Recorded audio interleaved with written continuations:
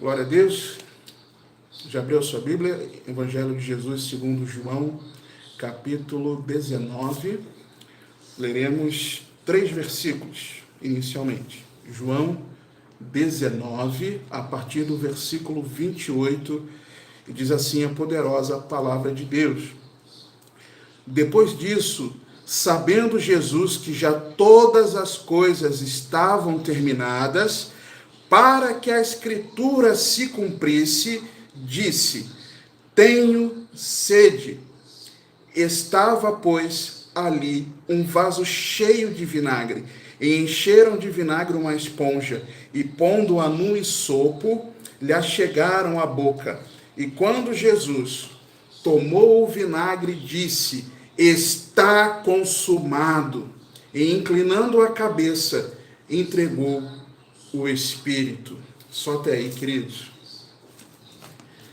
Meus irmãos, nós estamos num tempo de algumas incertezas e dúvidas. Talvez muitas incertezas e muitas dúvidas para alguns de nós. Talvez aflições, ansiedades, temores, angústias. Ao menos num pequeno espaço de tempo, provavelmente isso pairou sobre o teu coração nesse tempo. Ou talvez nesse momento presente esteja pairando. Talvez você pense assim, olhando tudo que tem acontecido, todos esses acontecimentos, todas as circunstâncias, todas as notícias. Será que existem planos ocultos por detrás de tudo isso que tem acontecido? Será que tudo isso tem sido orquestrado?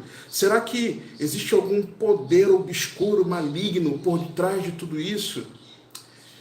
Eu tenho a minha suspeita, mas o que importa de tudo isso é você e eu sabermos que Deus tem um plano, e o plano de Deus, ele é perfeito. Independente daquilo que esteja acontecendo, o plano de Deus é perfeito. Irmãos, olha que interessante, nós vamos ver aqui alguns aspectos desse texto que nós lemos, mas nós podemos enxergar nessa perfeição do plano de Deus, que é um plano que não precisa de atualizações, porque nós vemos coisas que aconteceram ao longo da história, estão acontecendo e acontecerão, que a Bíblia já nos relata. É um plano que não precisa de atualizações. Talvez você e eu ainda não consigamos ligar alguns pontos. Talvez nem seja necessário nós ligarmos todos os pontos agora. Eu creio que não. Mas o que importa, queridos, é que você e eu tenhamos a convicção, independente das dúvidas, independente das incertezas, independente de num dado momento alguma angústia, aflição, ansiedade, temor, independente de qualquer coisa, Deus tem um plano para essa humanidade, para a minha, para a sua vida, para cada um de nós, e o plano de Deus, ele é perfeito. Nós vamos enxergar isso aqui na palavra, queridos. O plano de Deus é perfeito. O importante é nós termos discernimento, sim, do momento que estamos vivendo, termos as informações necessárias. 1 Pedro, capítulo 1, versículo 8, a Bíblia, versículo 13, se eu não me engano, versículo 13, a Bíblia nos relata como é importante nós estarmos cingidos os lombos do nosso entendimento, ok? Então as informações são necessárias para que estejamos em prontidão para agir. Mas as informações não podem sobrecarregar os nossos corações. E eu tenho percebido uma sobrecarga nos corações nossos que não era para acontecer, queridos. Porque Deus está no controle, Deus tem um plano. Você entende? As notícias são importantes para que nós estejamos com o entendimento cingido, preparado para agir com a informação que nós temos. Mas o coração tranquilo, descansado no Senhor, sóbrio, para que nós saibamos que atitudes tomarmos. Só que dentro disso, o texto que nós lemos aqui, a Bíblia nos mostra que Jesus, ele tem uma ação, uma atitude que desencadeia uma outra ação. Que atitude é essa? Jesus, ele declara que tem sede. Versículo 28, na parte final do versículo, a Bíblia diz assim: disse, tenho sede. Por Jesus ter dito isso, os soldados pegaram do isopo, embeberam no vinagre e colocaram sobre a boca de Jesus. Interessante que a Bíblia diz que Jesus fala isso sabendo que já todas as coisas estavam terminadas, para que se cumprisse a Escritura. E realmente, queridos, se nós abrirmos, abra por favor comigo, Salmos 22, vamos abrir? Salmos 22, versículo 15, a Bíblia mostra isso, que Jesus, ele teve sede, que ele teria sede, assim como ele declara. Salmo 22, versículo 15, olha o que a Bíblia diz. Esse salmo é um salmo messiânico que mostra o sofrimento do Senhor, mas que no final ele triunfaria, ok? Ou seja, você vai entender no final. Versículo 15. A minha força se secou como um caco. Jesus ali havia perdido as suas forças. E a língua se me pega ao paladar, e me puseste no pó da morte. A língua se pegou no paladar, porque secou. A boca de Jesus secaria. É isso que a Bíblia está dizendo aqui. E é por isso que Jesus, para cumprir a Escritura, Jesus diz isso: tenho sede. Salmo 69, 21 também, nós vemos aqui a atitude dos soldados profetizada. Salmo 69, abra por favor. Nós vamos examinar alguns textos. Eu acho importante você ler o texto, não só ouvir, para que você fixe melhor. Salmo 69, versículo 21, diz assim a palavra: deram-me fel por mantimento, e na minha sede me deram a beber vinagre.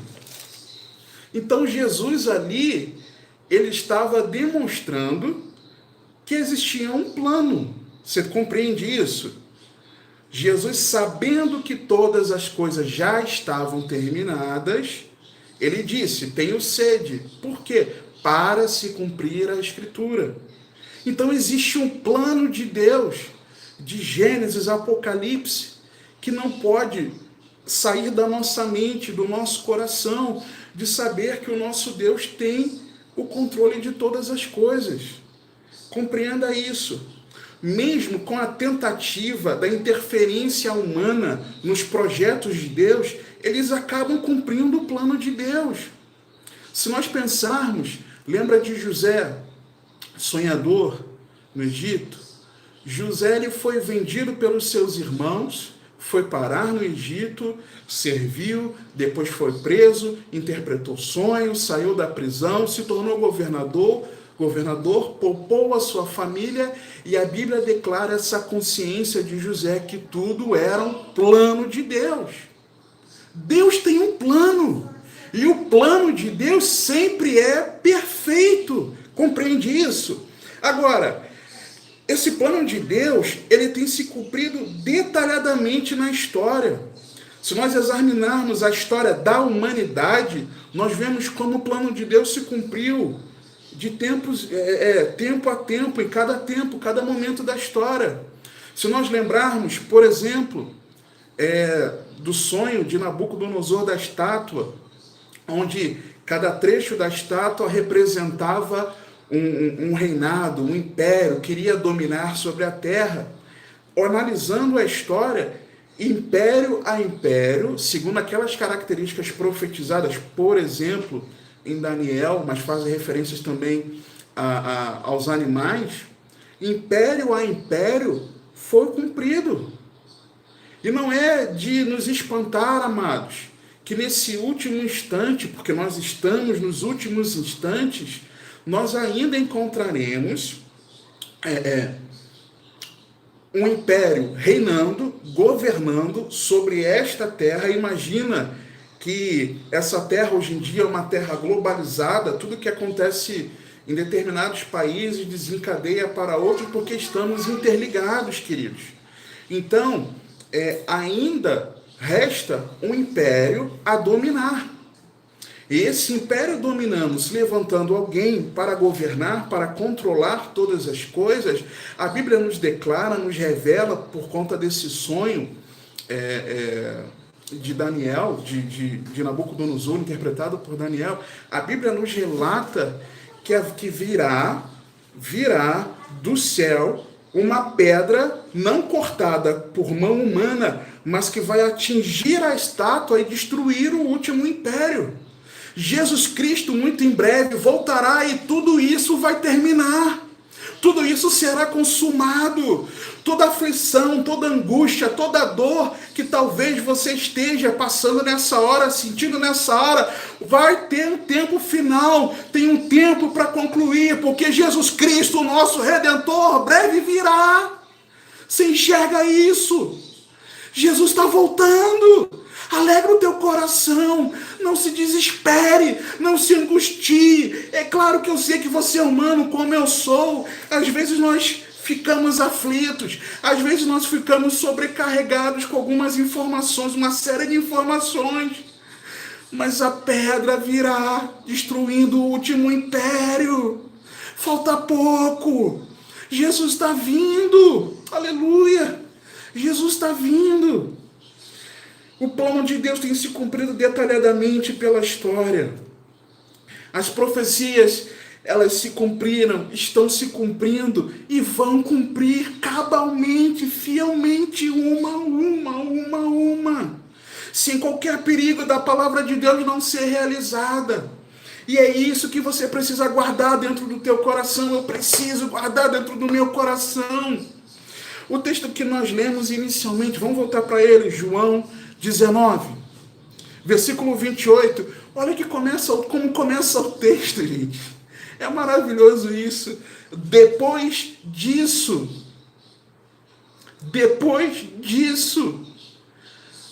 de algo ter acontecido, Jesus tomou uma atitude. Por que depois disso?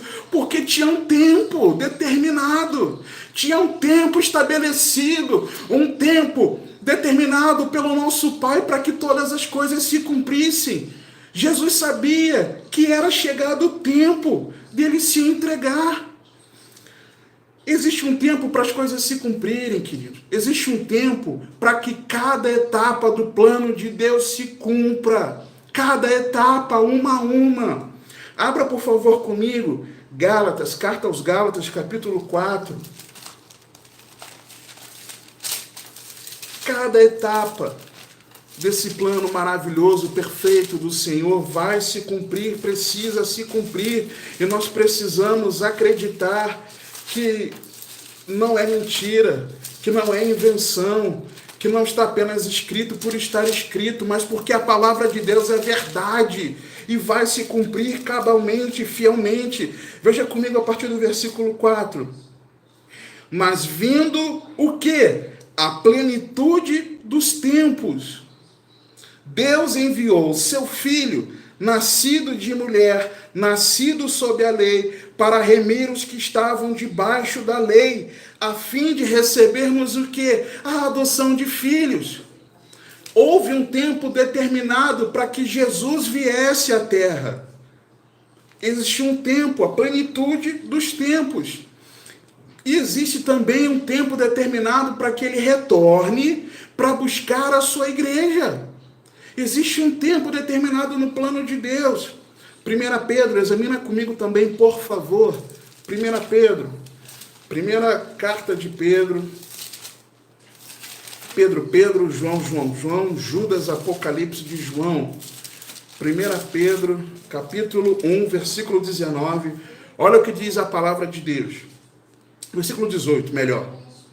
Sabendo que não foi com coisas corruptíveis, como prata ou ouro, que fostes resgatados da vossa vã maneira de viver, que por tradição recebeste dos vossos pais, mas com o precioso sangue de Cristo, como de um cordeiro imaculado e incontaminado, o qual a verdade em outro tempo foi conhecido, ainda antes da fundação do mundo, um momento, ok? Mas manifestado quando? Nestes últimos tempos, por amor de vós, e por ele credes em Deus, que o ressuscitou dentre os mortos e lhe deu glória, para que a vossa fé e esperança estivessem em Deus. Tenha fé, tenha esperança em Deus. Por quê? Porque Jesus vive, porque Jesus ressuscitou.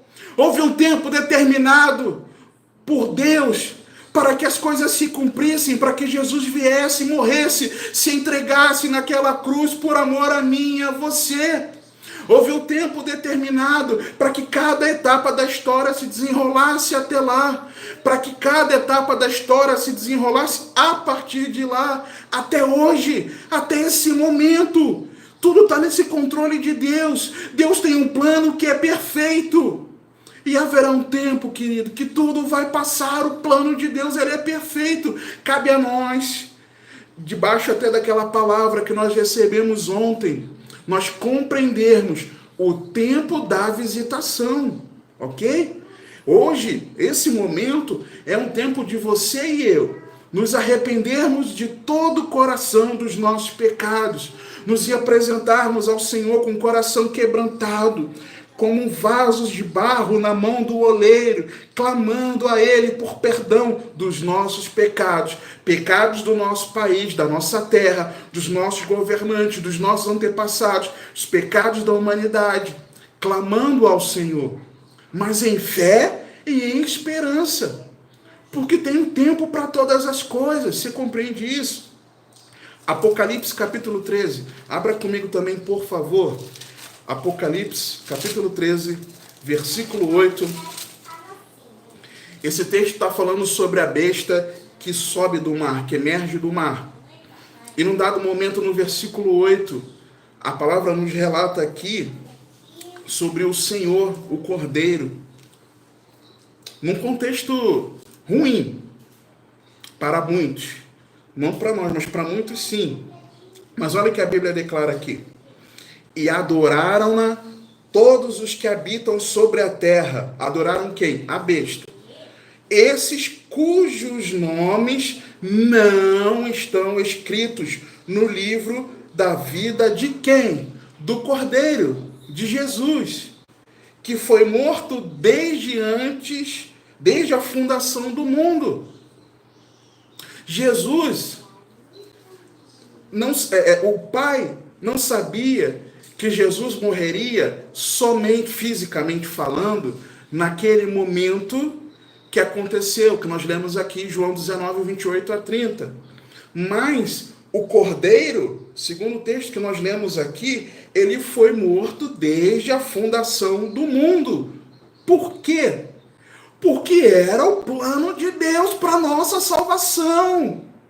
O plano de Deus é perfeito.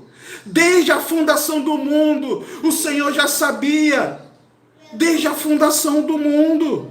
Existe um tempo para tudo se cumprir. E nós precisamos entender, Jesus sabia. Foi por isso que aqui, no versículo 28, depois disso, porque tudo tem um tempo. Não é o nosso. Não é o nosso Cronos, mas é no Kairos de Deus. Deus sabe. Deus tem um plano que é perfeito, querido. E quando eu leio aqui também, acompanha comigo, por favor, versículo 28 de João 19. Continuando, o texto diz assim: sabendo Jesus que já todas as coisas estavam terminadas. Jesus sabia. Estava no controle do Senhor. Jesus sabia que tudo estava cumprido. Jesus sabia. Versículo 30. E quando Jesus tomou o vinagre, disse: está consumado. Ou seja, está completado. Jesus sabia. E inclinando a cabeça, entregou o Espírito. Foi Jesus que entregou o Espírito nas mãos do Pai. Por quê? Porque Deus está no controle. Jesus não fugiu daquilo que era a missão dele. Ele sabia que precisava fazer e foi até o fim. Nós vamos ver o texto já, João 13. Pode abrir aí, João 13. Jesus sabia e foi até o final, João 13, 1. Olha o que diz a palavra de Deus. Irmãos, isso é maravilhoso. Ora, antes da festa da Páscoa, sabendo Jesus que já era chegada a sua hora. Hora de quê? De passar deste mundo para o Pai. Jesus sabia como havia amado os seus, que estavam no mundo, amou-os até o fim. Jesus sempre teve o controle de tudo. O controle estava nas mãos do Senhor Jesus. Jesus tem um controle, querido. Se você é um verdadeiro discípulo de Cristo, compreenda isso, que o Senhor não perdeu o controle. Mas está um caos no Brasil. Olha as declarações do presidente. Olha alguns governadores e o que tem feito. Olha como a população está. Olha como muitos estão em pânico.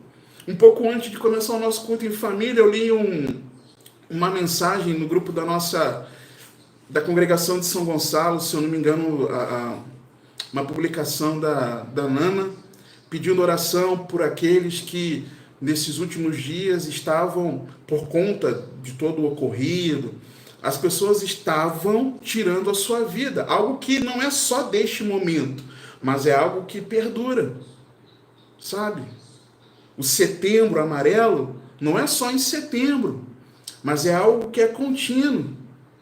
Independente de tudo que cada um de nós possa sentir, vivenciar, nós não podemos entrar em desespero.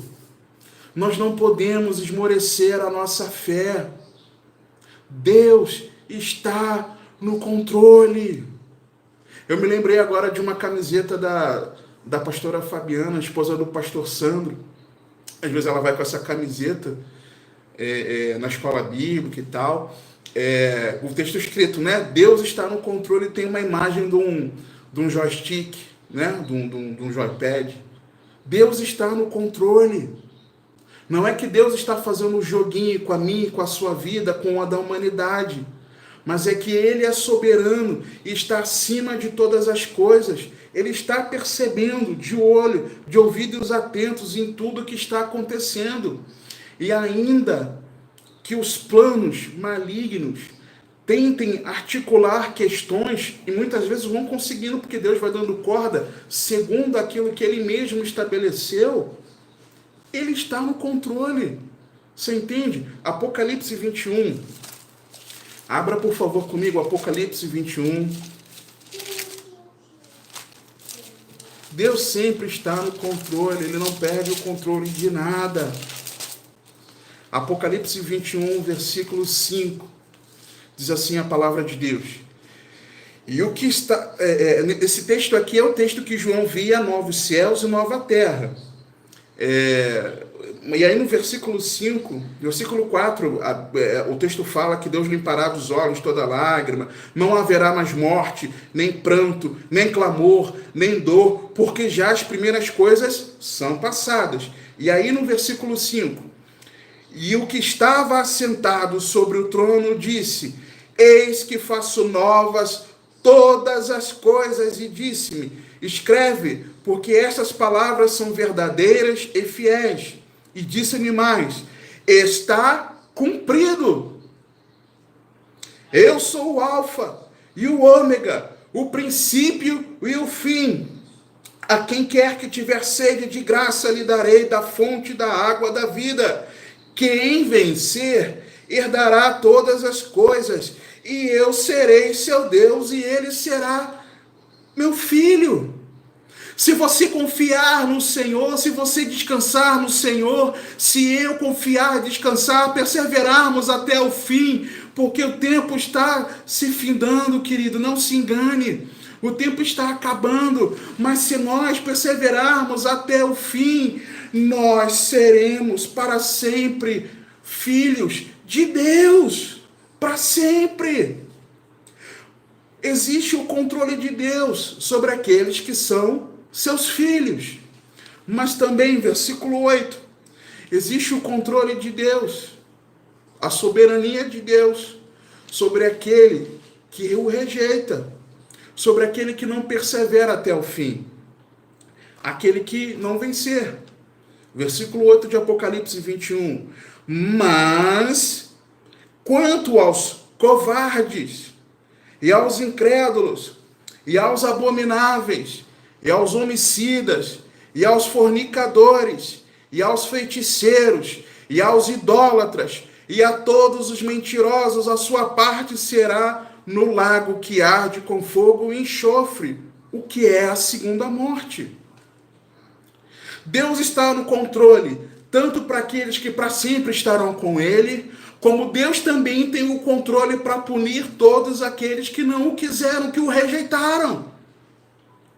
Descansa o teu coração, mas esteja atento e vigilante, para que você persevere em fé, para que você guarde a esperança, para que você cresça em amor, para que você não olhe para as circunstâncias, não olhe para esse tempo presente e você fique afligido, angustiado, perdido, sem saber o que fazer, porque o Espírito Santo habita dentro de você e o Espírito Santo guia aqueles que são seus.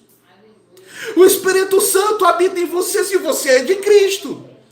Se você é de Cristo, o Espírito Santo te governa. O Espírito Santo te dirige. Deixa o Espírito Santo te encher. Se encha do Espírito Santo. Lança a sua vida nas mãos do Senhor. Entrega os seus olhos. Para de ver porcaria que está contaminando o seu coração, inclusive notícias. Para de ouvir tantas coisas, sabe, entulhando o teu coração. Se encha da palavra de Deus. Habite em vós ricamente a palavra de Deus. Colossenses nos diz, um texto paralelo a Efésios 5,18, enchei-vos do Espírito Santo. Viva a palavra de Deus. Permita que a palavra de Deus seja uma prática nas suas atitudes, nos seus pensamentos, nos seus sentimentos, em todo o seu ser. E dessa forma, sim, e dessa forma, com atitudes de um servo de Deus, de um discípulo de Cristo, de um verdadeiro cristão, nas atitudes, nas disciplinas espirituais, aí sim nós somos cheios do Espírito Santo. E cheios do Espírito Santo, o Senhor vai dirigir a mim e tua vida. Confia, porque o plano de Deus é perfeito. É perfeito, não é falha, não tem falha. É perfeito. Só que nós vemos que existe um tempo, primeiro, para se cumprir. Depois disso, nós vimos que Deus está no controle, sabendo Jesus que essas coisas que todas as coisas estavam cumpridas. Ele então declara, depois do vinagre, ele declara, está consumado, inclina a cabeça e rende o espírito. Ele tinha o controle de todas as coisas. Mas nós vemos também, para que se cumprisse a Escritura, versículo 28, na parte C, para que se cumprisse a Escritura. Está na palavra. Veja comigo, examine comigo, 1 Pedro 1. 1 Pedro, capítulo 1, versículos 10 a 12. Diz assim a palavra de Deus. Qual é esse contexto aqui? Esse contexto fala da nossa esperança da salvação. Uma mensagem que eu preguei há algumas semanas, ainda há esperança, foi com base nesse texto de 1 Pedro, capítulo 1. E o texto vem narrando características da esperança, daquele que tem essa esperança, daquele que guarda essa esperança, quem guarda essa esperança. E a partir do versículo 10, Pedro ele começa a dizer que essa esperança é algo que já estava registrado na palavra. Era algo que era plano de Deus, registrado nas Escrituras. Versículo 10 de 1 Pedro 1, da qual salvação inquiriram e trataram diligentemente os profetas que profetizaram da graça que vos foi dada. Então, aquilo que os profetas profetizaram estava registrado onde? Estava registrado nas Escrituras, ok? Continuando, versículo 11. Indagando que tempo ou que ocasião de tempo o Espírito de Cristo que estava neles indicava anteriormente, testificando os sofrimentos que a Cristo haviam de vir e a glória que se lhes havia de seguir. Estava registrado ali os sofrimentos e a glória que viria, aos quais foi revelado que não para si mesmos, mas para nós.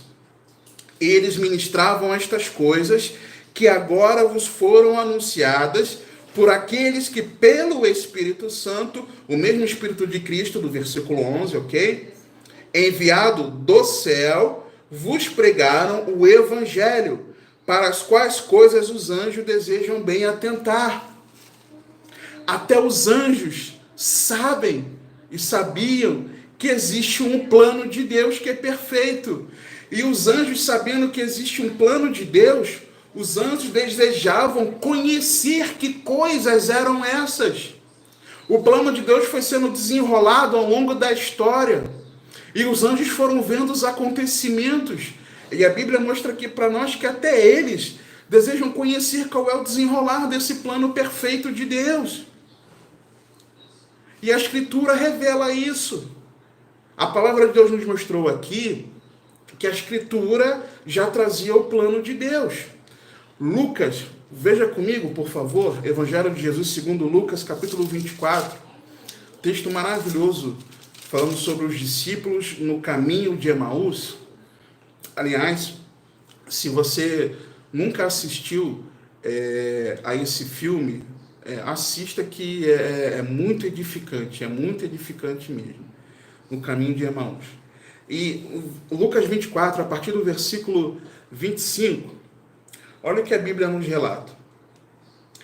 E ele lhes disse, ele quem? Jesus, porque Jesus, os discípulos encontram com Jesus no caminho para Emaús e não reconhecem que era Jesus. E aí, eles narram, tem uma narrativa da tristeza deles, porque eles eram discípulos de Cristo, mas ainda não haviam compreendido todas as coisas que precisavam acontecer, não fizeram a leitura correta da palavra, e aí, dentro disso, eles estavam angustiados, porque eles achavam que o Messias, que Jesus era o Messias, mas a expectativa era de que o Messias, naquele meio conturbado, histórico, social, político, que o povo israelita vivenciava, eles achavam que Jesus seria um líder nos moldes terrenos, que o reino de Deus viria por meio do Cristo, mas de modo terreno simplesmente. Eles não tinham uma visão ampla do reinado de Deus. Então Jesus, ele diz então para eles, e ele lhes disse, ó nécios e tardos de coração, para crer tudo que os profetas disseram. Vocês não... Olha, estava na Bíblia. Vocês não leram. Vocês não ouviram as pregações. Vocês não estavam lá nos estudos bíblicos. Vocês não leram o que estava escrito na palavra. Vocês não ouviram os estudos, não prestaram atenção nas pregações. Por que vocês não estão crendo? Por que nós não estamos crendo que o plano de Deus é perfeito e tudo vai se cumprir? Por quê? Nós somos muitas vezes nécios e tardos de coração para crer tudo que a palavra de Deus nos mostra, queridos. Fala a verdade. E aí Jesus continua, versículo 26. Porventura, não convinha que o Cristo padecesse essas coisas e entrasse na sua glória? E começando por Moisés e por todos os profetas, explicava-lhes o que dele se achava em todas as Escrituras. Jesus precisou dar uma aula, de novo, da palavra para eles, para que eles, passo a passo, revelação a revelação nas Escrituras, eles pudessem, então foi por isso, então foi isso que aconteceu.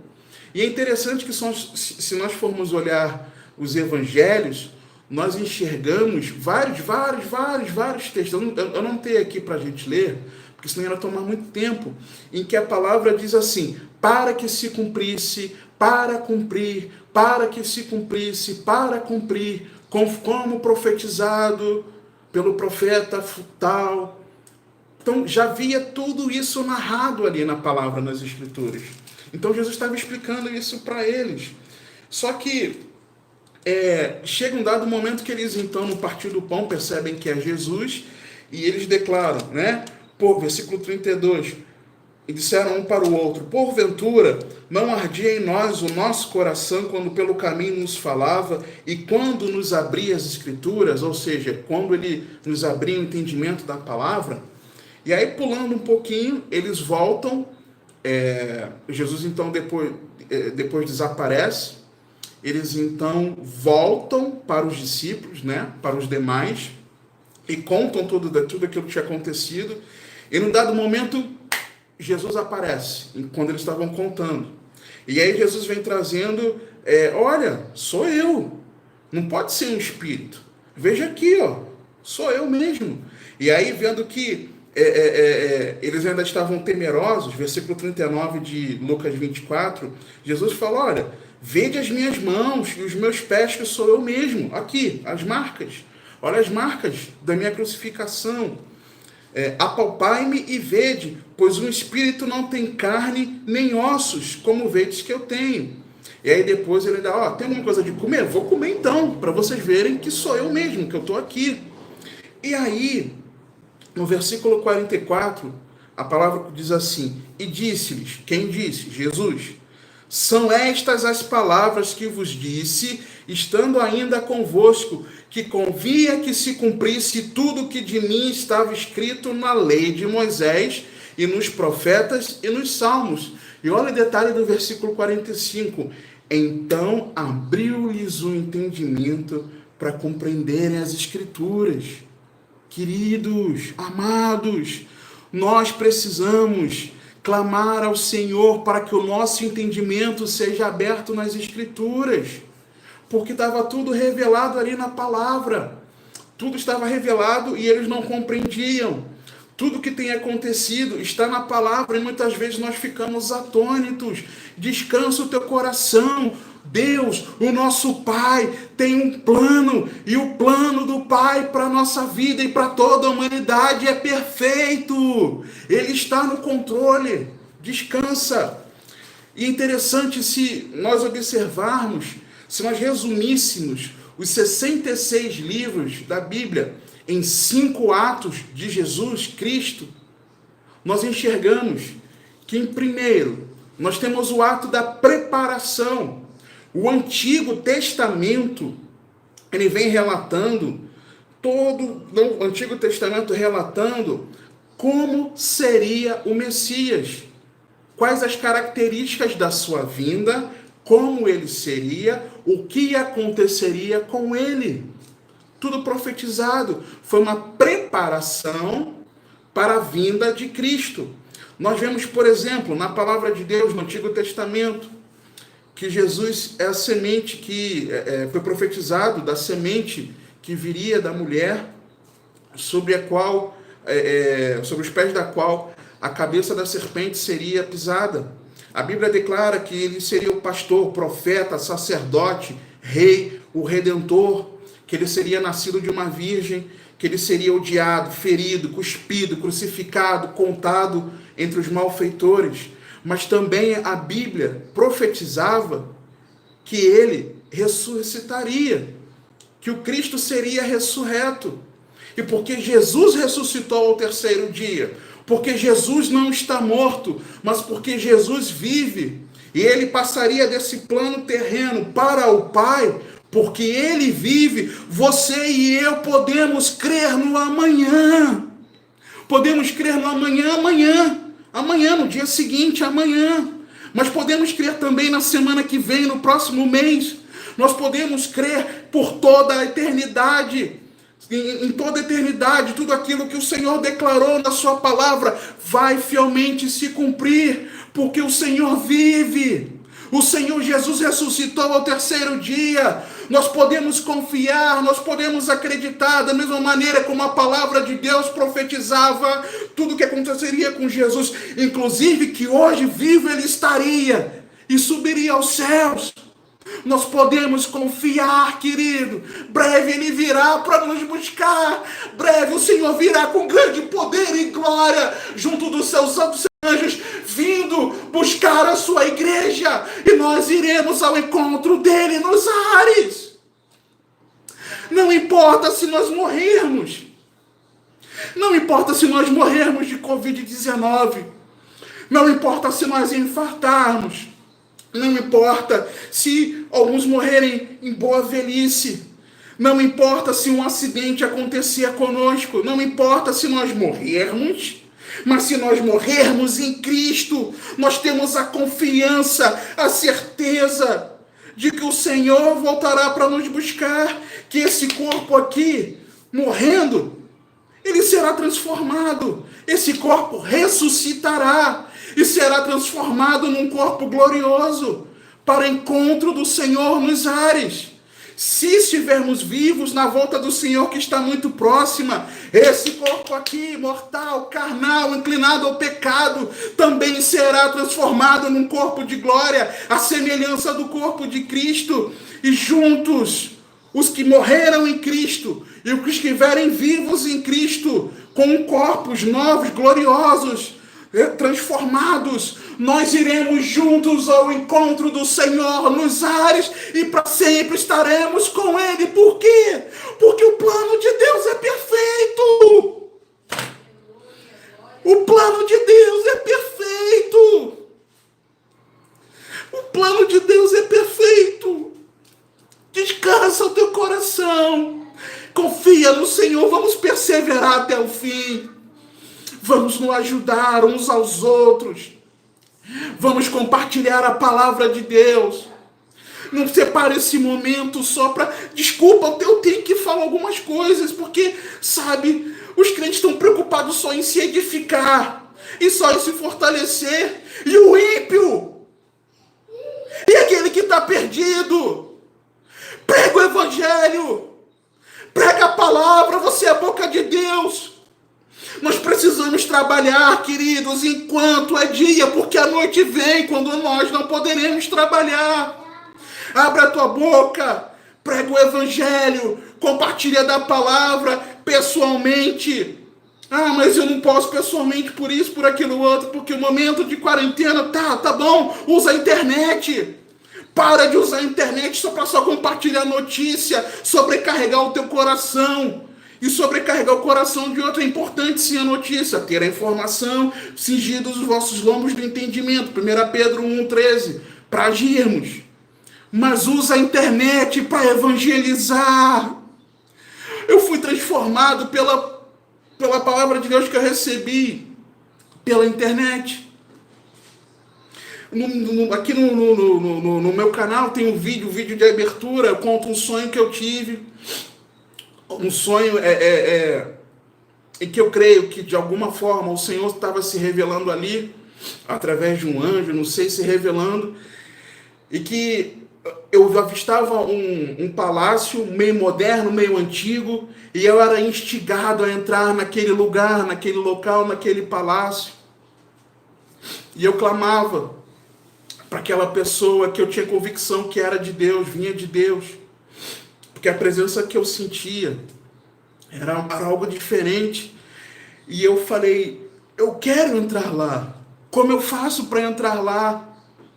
E aí, aquela voz maravilhosa falou comigo, eu já te dei o acesso. E no mesmo instante eu coloco a mão para abrir a porta e acordo, desesperado com aquele sonho que eu tive. E eu entendi no Senhor, um tempo depois, que o Senhor queria que eu estivesse compartilhando pela internet a palavra de Deus. E é por isso que existe o Você Tem Acesso. Eu não gosto nem de falar dele. Eu não gosto porque eu não gosto de promoção, de promoção, não gosto de falar, não gosto de compartilhar os estudos, acho que eu não gosto. É a minha postura. Mas, há poucos meses atrás, é nesse ponto que eu quero chegar. Há poucos meses atrás, eu estava meditando no Senhor, orando, e o Senhor falou comigo. Lembra daquele sonho em que eu falei que eu já tinha dado acesso?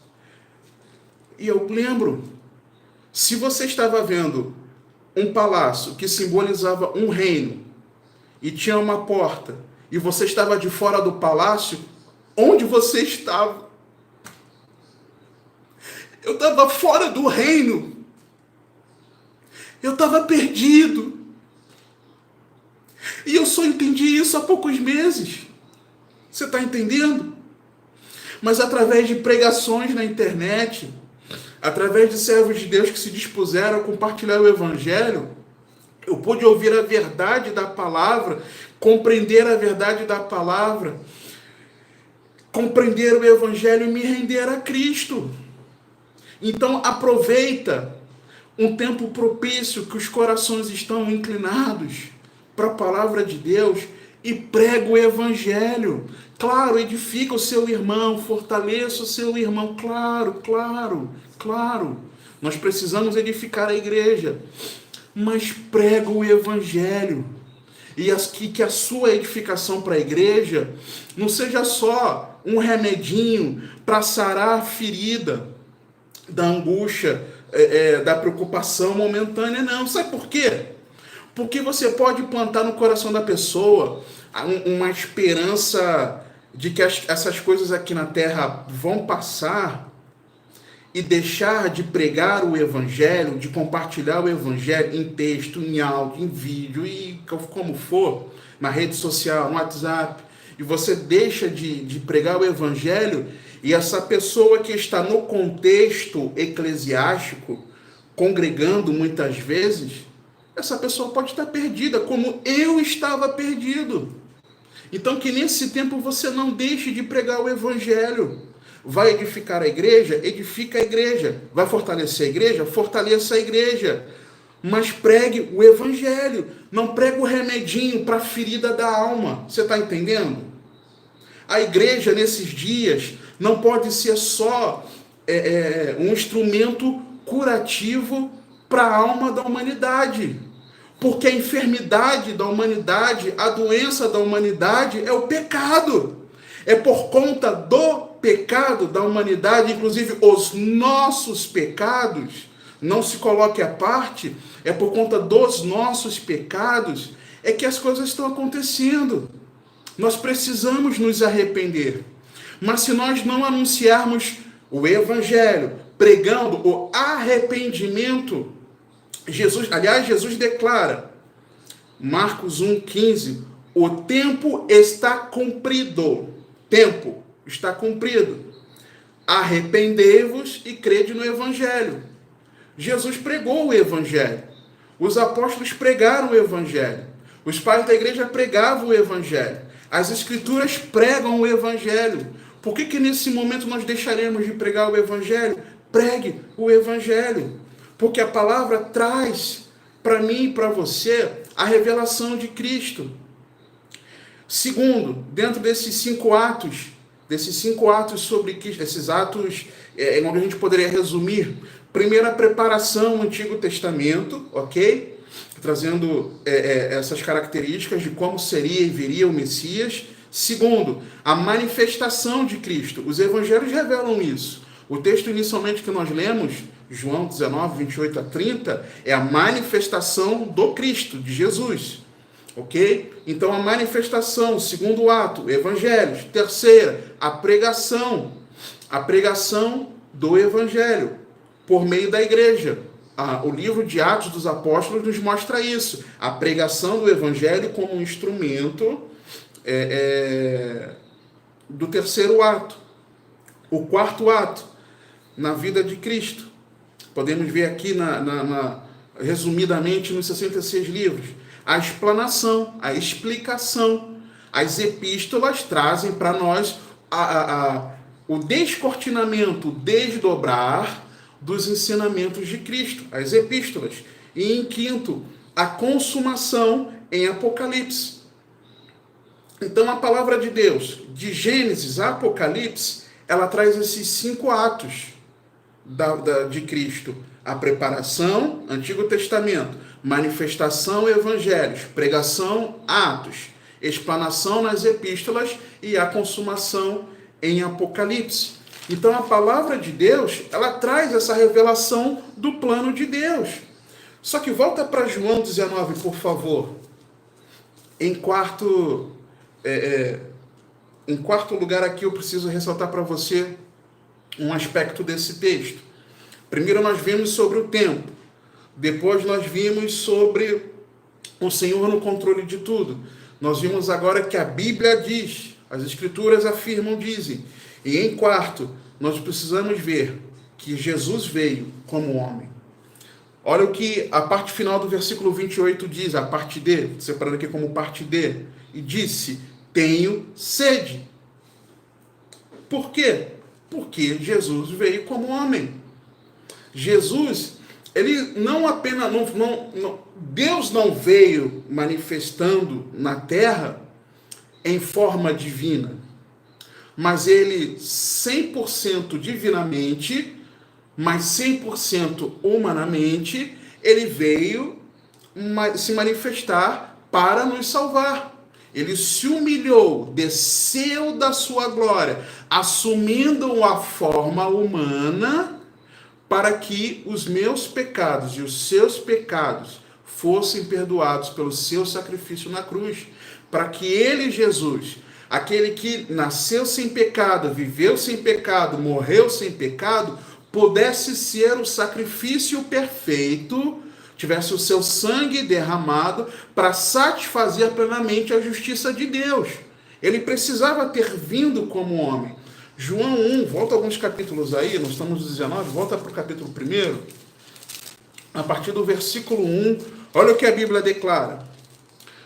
No princípio era o Verbo, e o Verbo estava com Deus, e o Verbo era Deus. Ele estava no princípio com Deus.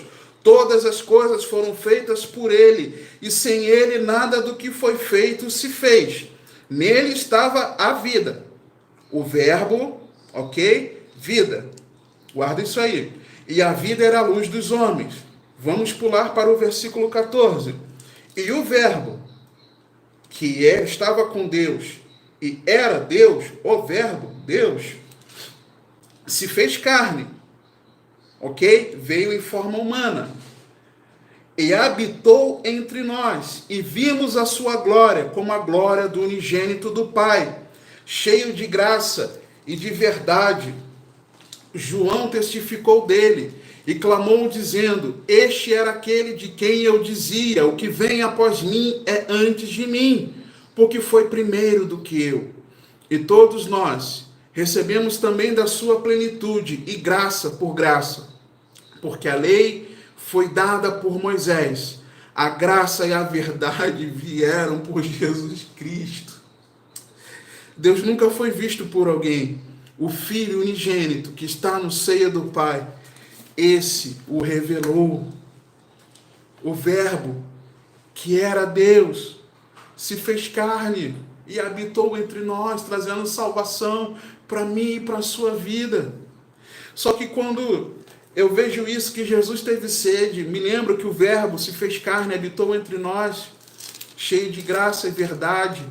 Eu me lembro de Hebreus no capítulo 4. Por quê? Porque a carta aos Hebreus ela vem trazendo uma contestação à volta de algumas práticas que os cristãos, que os judeus convertidos a Cristo estavam tendo, supervalorizando algumas questões, alguns ritos, tradições e ensinamentos da religião judaica, mas enquanto cristãos. E aí o escritor aos Hebreus, ele traz um ensinamento mostrando a superioridade de Cristo em relação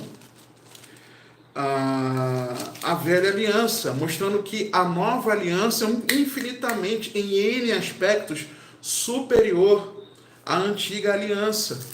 E o capítulo 4, ele começa falando sobre um repouso. Começa falando sobre um descanso, a promessa do repouso e do descanso que nós temos no Senhor Jesus.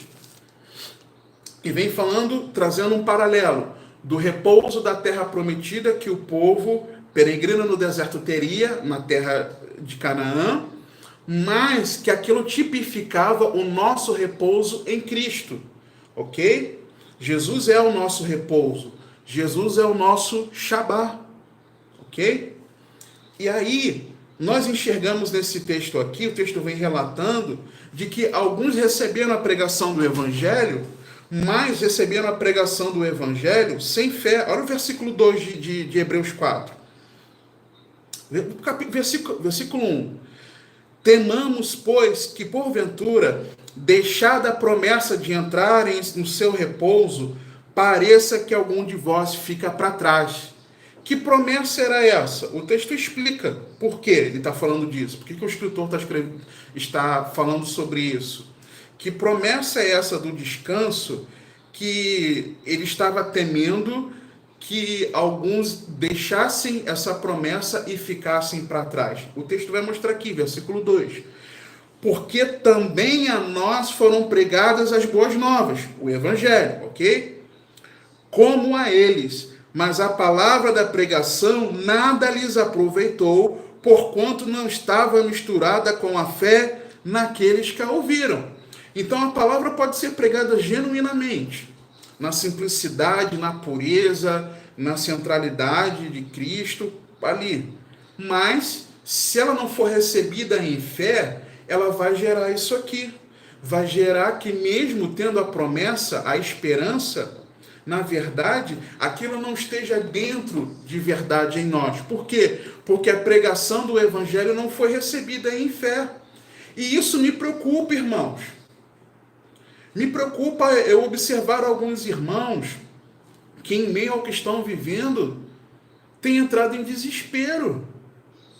O Evangelho que você recebeu, você não recebeu em fé, não? Você está simplesmente numa religião? Você não recebeu a palavra em fé, não? O que tem dentro de você? O que tem dentro de mim?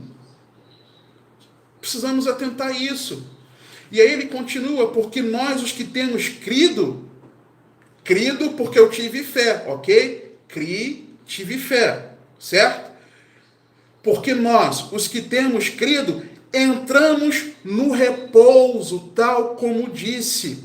Assim jurei na minha ira que não entrarão no meu repouso, embora as suas obras estivessem acabadas desde a fundação do mundo. Porque em certo lugar disse assim do dia 7º, e repousou Deus de todas as suas obras no 7º dia. E outra vez neste lugar, não entrarão no meu repouso, visto pois que resta que alguns entrem nele, e que aqueles a quem primeiro foram pregadas as boas novas, não entraram. Por quê? Por causa da desobediência. Determina outra vez um certo dia, hoje, dizendo por Davi, profeta, referência a um salmo, muito tempo depois, como está dito, hoje, se ouvirdes a sua voz, não endureçais os vossos corações. Não endureça o seu coração. Receba a palavra de Deus, o Evangelho, com o teu coração afofado, adubado pelo Espírito Santo de Deus, porque a palavra de Deus é poder. O Evangelho é poder de Deus para a salvação de todo aquele que crê.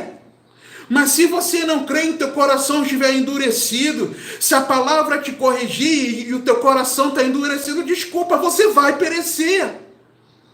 Você vai perecer. Se eu estiver com meu coração endurecido, eu vou perecer. O texto está dizendo isso aqui para nós. Porque se Josué lhes houvesse dado repouso, não falaria depois disso de outro dia. Ou seja, se o repouso, espiritualmente falando, que Deus estava falando com o povo no deserto, era o descanso da terra, Não tinha por que ele falar que resta ainda um repouso, porque o repouso já estaria cumprido. O repouso físico, o descanso na terra conquistada, na terra prometida. Mas ainda restava um descanso, que não era um descanso físico, mas era um descanso repousando na eternidade. Quando? Quando nós estamos em Cristo. Por quê? Porque Cristo é o nosso descanso. Cristo é o nosso Shabá, o nosso sábado. Portanto, versículo 9, resta ainda um repouso para o povo de Deus. Ainda resta um repouso para mim e você, onde nós podemos descansar. Por quê? Porque o plano de Deus é perfeito e Deus planejou um repouso para mim e para a sua vida. Descansa no Senhor, porque aquele que entrou no seu repouso, ele próprio repousou de suas obras como Deus das suas. Da mesma forma como Deus repousou, nós repousamos das nossas próprias obras. Não é por nada que você faça. Não é porque você está online agora. Não é porque você assistirá depois. Não é porque hoje você leu a Bíblia. Não é porque você está fazendo o seu culto em família. Não é porque você está aumentando o seu tempo de oração. Não é porque você faz boas obras. Não é por nada disso. Nós não temos mérito nenhum nisso. O descanso nós temos quando nós descansamos no Senhor. Não é por aquilo que nós façamos. É pela fé em Jesus, é por graça, é o presente perfeito de Deus para mim e para a sua vida. Por quê? Porque Deus tem um plano. E aí o texto continua. Procuremos, pois, entrar naquele repouso. E como é que nós entramos naquele repouso? Quando nós estamos em Cristo. Para que ninguém caia no mesmo exemplo de desobediência. E aí, é aí que vem o contexto do versículo 12 tão conhecido. Porque Deus sabe que não é pelas obras que nós façamos, mas é porque nós entramos no descanso que é Cristo, é que nós somos salvos. E é por conta disso que diz o versículo 12, porque a palavra de Deus é viva e eficaz e mais penetrante do que espada alguma de 2 gumes, e penetra até a divisão da alma e do espírito, e das juntas e medulas, e é apta para discernir os pensamentos e intenções do coração. Por quê?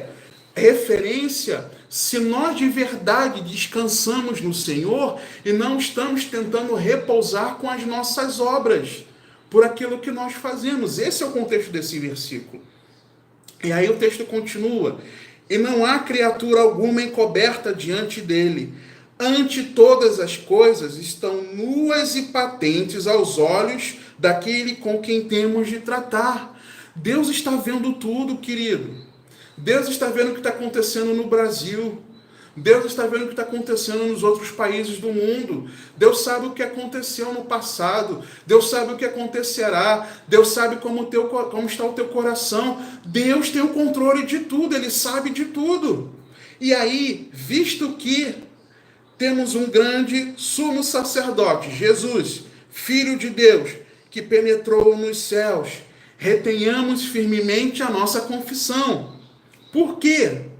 Porque não temos um sumo sacerdote, Jesus, que não possa compadecer-se das nossas fraquezas, porém um que, como nós, em tudo foi tentado, mas sem pecado. Ele veio como homem. Jesus teve sede no momento da sua morte, imediatamente antes da sua morte. Ele veio como homem. E por que todo esse contexto do capítulo 4 para você entender isso aqui? Jesus, ele se compadece daquilo que você sofre. Jesus se compadece da sua aflição, dos seus temores, das suas preocupações, das suas angústias. Por quê? Porque ele em tudo foi tentado, mas em nada pecou, porque ele veio como homem. E ele viveu aflições, e ele viveu angústias, e ele sofreu aquilo que o corpo carnal sofre também. Qual é a diferença? Ele em nada pecou. E é por isso que ele então se compadece de mim e você. E desta maneira, versículo 16 de Hebreus 4, cheguemos, pois, com confiança ao trono da graça, para que possamos alcançar misericórdia e achar graça, a fim de sermos ajudados em tempo oportuno. Nós podemos encontrar em Jesus, chegarmos a Ele, junto não ao trono do juízo, mas ao trono da graça. E na graça, diante da graça de Deus, nós encontrarmos misericórdia pelos nossos pecados. E é isso que o Senhor quer de mim e você, que nós nos arrependamos, que nós nos acheguemos a Ele com o coração arrependido, clamando por perdão, porque nós vamos encontrar misericórdia, e no tempo oportuno, no tempo necessário, nós vamos receber a graça, o favor de Deus, para que nós não venhamos a pecar naquilo que temos errado, não queremos mais pecar, para que nós perseveremos até o fim. Por quê? Porque o Senhor vai nos dar a sua graça mediante o poder do seu Espírito que habita dentro de nós. Confia no Senhor. Mas o que nós devemos fazer? Já que você começou a compreender o plano perfeito de Deus, que Ele tem um tempo, ok? Que Deus está no controle, que as Escrituras revelavam que Jesus veio como homem, para ser o sacrifício perfeito, para a nossa salvação, satisfazendo a justiça de Deus. E então, o que fazer, queridos? João 20, versículo 31, encerrando, diz assim a palavra, João, Evangelho de Jesus, segundo João, capítulo 20, versículo 30. Jesus, pois, operou também, em presença de seus discípulos, muitos outros sinais que não estão escritos neste livro. Estes, porém, foram escritos para que creiais que Jesus é o Cristo, o Filho de Deus, e para que, crendo, tenhais vida em seu nome. Aquilo que está escrito no Evangelho de João foi escrito para que nós possamos crer que Jesus é o Filho de Deus, para que creiamos que Jesus é o Cristo. E dessa forma, crendo nessa verdade, nós possamos nos relacionar com Cristo, nos rendermos a Cristo, primeiro reconhecendo que foi uma morte em nossa substituição, no nosso lugar, e que nós estamos mortos juntamente com Ele, e que nós devemos viver a sua vida. Nós nos rendemos a Ele com o coração arrependido e quebrantado, clamamos pelo perdão dos nossos pecados, confessamos diante do Senhor, o Senhor nos perdoa, nos limpa, nos purifica, nos justifica, nos torna justos. Ele vem com o seu Espírito sobre as nossas vidas e na força do seu Espírito, Ele nos conduz à vida eterna. Viva a palavra de Deus. Guarde a palavra no teu coração, porque o plano de Deus, ele é perfeito. Amém? Quero orar com você. Feche seus olhos, inclina a sua cabeça. Eu quero falar com Deus.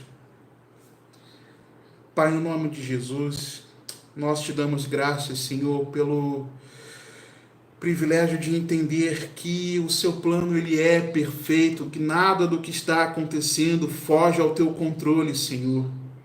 Senhor, obrigado porque existe um tempo determinado para todas as coisas e etapa a etapa do seu plano o Senhor cumprirá. O Senhor cumpriu, o Senhor está cumprindo e o Senhor cumprirá até que tudo seja consumado, Senhor. Obrigado, Senhor, porque a tua palavra nos mostra que o Senhor sempre esteve no controle. Obrigado porque Jesus sabia que era o tempo de ele passar desse plano terreno para o Pai, para ti. E ele foi até o fim, nos amou até o fim.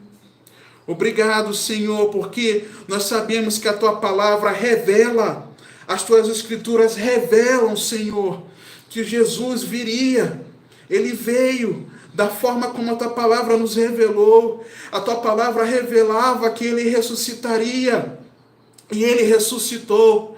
A tua palavra nos mostra que ele subiu aos céus e que voltará para nos buscar. E nós precisamos ter a plena confiança de que não vai ser agora que o seu plano vai falhar, porque o seu plano é perfeito, Senhor. Senhor, ajuda-nos na nossa incredulidade, Senhor. Onde houver um coração que está vacilante na fé, Pai, eu clamo a Ti, Senhor. Enche o coração de fé, Senhor. Assim como aquele homem, ele clamou a Ti, Senhor Jesus. E o Senhor perguntava se ele tinha fé, e ele respondeu: Senhor, eu tenho, mas me ajuda, Senhor. Me ajuda, Senhor, na minha incredulidade. Nós clamamos a Ti, Senhor, nos ajuda na nossa incredulidade.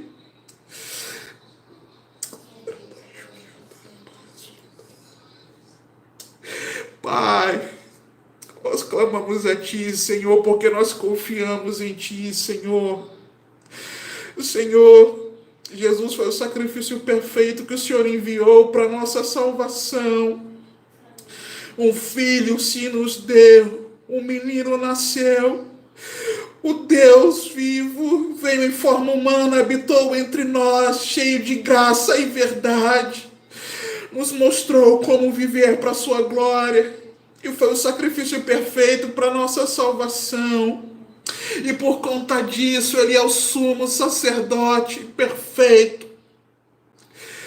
E se compadece de nós, porque ele em tudo foi tentado, à semelhança de como somos tentados, à semelhança dos nossos sofrimentos, das aflições que passamos nesse momento, Pai.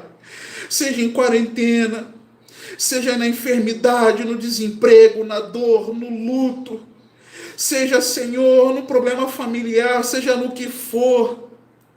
O Senhor é conosco, o Senhor se compadece de nós. E porque o Senhor se compadece de nós, nós podemos nos achegar junto ao trono de graça, não o trono do juízo, mas o trono de graça, a fim de nós encontrarmos misericórdia. E nós clamamos pela Tua misericórdia agora, Senhor, perdoa os nossos pecados. Senhor, nós confessamos a Ti a nossa arrogância, a nossa prepotência, a nossa vaidade, o nosso orgulho, a nossa falta de fé, Senhor, a nossa murmuração, as nossas contendas com os nossos irmãos, as brigas, as confusões, Senhor, os partidarismos. Nós confessamos a Ti, Pai. Nós confessamos a Ti as coisas más que temos colocado os nossos olhos. Nós confessamos a Ti as coisas más que temos dado ouvidos. Nós confessamos a Ti que nós temos permitido que o nosso coração seja sobrecarregado com lixo. Espírito de Deus, limpa os nossos corações. Nessa hora nós clamamos: perdoa-nos, Senhor. Perdoa-nos, Senhor. Por favor, Senhor, nos perdoa. Senhor, perdoa os pecados da Tua igreja, Senhor. A Tua igreja tem pregado outro evangelho. A Tua igreja tem privilegiado coisas que não tem nada a ver contigo, Senhor. A Tua igreja tem fazendo o mercantilismo da fé. Livra-nos, Senhor. Perdoa-nos, Senhor. A Tua igreja tem permitido que o funil seja largo e qualquer um, Senhor, da forma como vier, permaneça. E a pregação não afronta, não confronta, Senhor, porque nós não queremos muitas vezes entristecer aquele irmão com receio de ele ir embora. Pai, perdoa-nos, Senhor. Perdoa-nos porque nós nos preocupamos com o que as pessoas vão ouvir da pregação que nós vamos fazer, Senhor. E não nos importando em pregar aquilo que o Senhor nos ordena na Tua palavra. Perdoa-nos, Senhor, porque nós queremos fazer a vontade do homem, não a Sua. Perdoa-nos, Senhor. Perdoa-nos porque muitas vezes nós queremos tentar o Senhor com uma falsa fé, com uma pseudo-fé, Pai, muitas vezes bancando de super-homens e super-mulheres, quando na verdade nós estamos nesse corpo carnal, perecível, assim como todos os outros. Se o Senhor não poupou muitos dos Seus filhos ao longo da história, Não quer dizer que o Senhor vai nos poupar nesse momento e nós sofremos aflições, sim, Pai. Nós sofremos angústias e muitas vezes nos colocamos acima dos demais. Tem misericórdia da tua igreja, Pai. Tem misericórdia, Pai, da sujeira, da promiscuidade que tem entrado. Tem misericórdia do humanismo, do secularismo que tem entrado. Tem misericórdia, Pai, porque isso é satanismo disfarçado, Pai. Tem misericórdia de nós, Senhor. Perdoa-nos, Senhor. Perdoa, Senhor, porque não temos evangelizado como deveríamos. Perdoa-nos, Senhor. Perdoa-nos se temos abandonado os nossos irmãos no momento de maior sofrimento e angústia. Perdoa-nos, Senhor. Perdoa-nos se muitos fizemos estoques, não estamos nos importando em repartir com aquele que precisa. Perdoa-nos se no dia a dia não fazemos isso, que dirá agora, Pai. Perdoa-nos, Senhor. Perdoa-nos, Senhor. Perdoa o pecado, Pai, dos governantes, Pai, das nossas cidades. Eu falo aqui pela cidade de São Gonçalo, pelo estado do Rio de Janeiro. Os meus irmãos podem falar das cidades deles, das cidades. Perdoa-nos, Senhor, pelos pecados dos nossos governantes não ter passados. E use agora, nesse momento, ó Pai, porque não se voltam para Ti, porque não se quebrantam, mas que não se submetem à Tua voz e à Tua palavra, ainda não compreenderam o tempo que nós estamos vivendo. Perdoa-nos, Senhor, perdoa os pecados da nossa nação. Perdoa-nos, Senhor, a prostituição. Perdoa-nos a pedofilia, a pornografia, o adultério, a fornicação. Perdoa-nos, Senhor, porque muitas vezes nós deixamos passar. Perdoa-nos pela corrupção, Senhor. Perdoa-nos, Senhor, pelo orgulho, pela vaidade, pela idolatria, pela heresia, pela apostasia. Perdoa-nos, Senhor. Perdoa-nos, Senhor. Nós rogamos a Ti, perdoa-nos, Senhor. Nós sabemos que o Seu plano é perfeito e esse é o momento, dentro do Seu plano, Pai, a etapa do Seu plano de nós, como igreja, nos levantarmos em arrependimento, clamando perdão, confessando os pecados. Perdoa-nos, Senhor. Nós confessamos a Ti, perdoa-nos, Senhor. E clamamos a Ti, Pai, dá graça às autoridades constituídas, para que eles possam, Senhor, não estarem influenciados pelo maligno, mas debaixo da Tua direção, Senhor, agirem conforme o Teu querer. Eu sei, Pai, que faz parte do Teu plano tudo o que tem acontecido, Pai. E se nós não nos arrependermos como humanidade, como nação e como humanidade, tudo caminha, Senhor, para o plano maligno que muitos arquitetam por aí, mas que na verdade estão debaixo do Teu governo, porque o Senhor tem o controle de tudo. Ajuda-nos a entender que pouquíssimo tempo nos resta, Senhor. Ajuda-nos a entender o tempo da Tua visitação, Senhor. Ajuda-nos a compreender isso, Senhor, em nome de Jesus. Pai, nós queremos interceder por aqueles que estão aflitos nessa hora, por aqueles que estão angustiados, por aqueles que estão desesperados. Espírito de Deus, acalma cada um, Senhor. Que nós sejamos instrumentos de fortalecimento, de fé, de encorajamento, de socorro para a alma do aflito, Senhor. Usa-nos, Senhor, por misericórdia, apesar de nós mesmos. Senhor, levanta o caído, levanta o aflito, Pai, por favor. Pai, que nossos corações estejam livres da sobrecarga das notícias, mas um coração cheio de fé, encorajado em Ti, porque o Seu plano é perfeito, Senhor. Nós rogamos a Ti nessa hora, Pai, por aqueles que estão enfermos, por aqueles que estão, Pai, passando por crises terríveis por conta do novo coronavírus, acometidos da Covid-19, estão já, Pai, debaixo de respiradores, do cuidado de respiradores. O Senhor é poderoso para curá-los, ó Pai, no nome de Jesus, e livrá-los da morte. O Senhor é poderoso para curar aqueles que, ainda que não estejam nos últimos cuidados, mas estão já enfermos, ó Pai, contaminados, infectados e já perecendo. O Senhor é poderoso, Senhor, mas o Senhor também é poderoso para curar-nos de toda e qualquer enfermidade. O Senhor é poderoso para curar os nossos irmãos das enfermidades, Senhor, em todo o corpo, no físico, Senhor, passando pelo sangue, pelo aparelho respiratório, circulatório, aparelho, Senhor, digestivo, Senhor, pelo sistema nervoso, Senhor, por todos os órgãos. O Senhor é poderoso para curar e restaurar. Que toda enfermidade vá embora pelo poder que há no nome do Senhor Jesus. Nós cremos e clamamos por isso. Pai, libera a cura nessa hora, Pai. Em nome de Jesus. Seja curado pelo poder que há no nome de Jesus. Seja curado no nome de Jesus. Da planta dos pés ao alto da cabeça. E cura, Senhor, pelo teu poder. Em nome de Jesus. Mas nós clamamos a Ti, Pai. Cura da pior enfermidade que cada um pode ter, que é do pecado. Converta corações a Ti, Senhor. Espírito Santo, convença do pecado, da justiça e do juízo. Nós rogamos a Ti, Pai.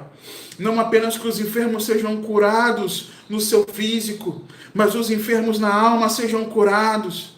Nós clamamos a Ti, Senhor, também para aqueles que estão, Pai, longe de Ti, possam se arrepender dos seus pecados e se render a Cristo Jesus, o nosso Senhor. Nós clamamos, Senhor, por proteção daqueles que estão no fronte de batalha. Nós intercedemos pelos médicos, pelos enfermeiros, pelos técnicos, por todos os profissionais na área da saúde.